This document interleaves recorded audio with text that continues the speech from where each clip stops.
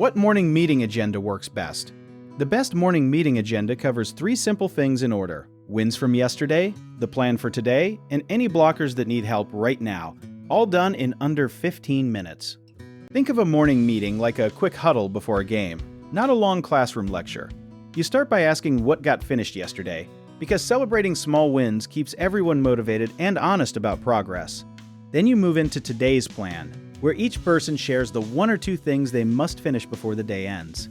After that, you ask if anyone is stuck, since catching a problem early can save hours later on. Here is something most people do not know.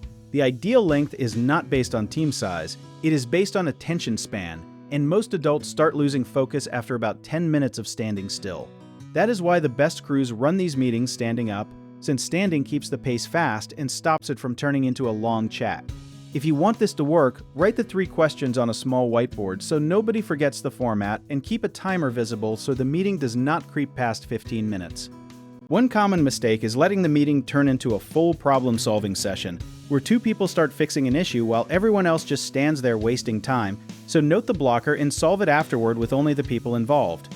Another misconception is thinking a manager needs to run the meeting every single day, but rotating who leads it actually builds more ownership and keeps things from feeling like a lecture.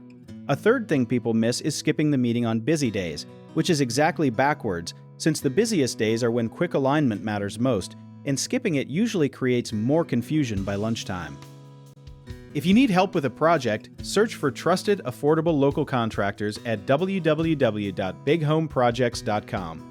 You can also download our app Job It Tier, where homeowners and property owners can list jobs and have home service experts and contractors reach out and message you back with their estimates.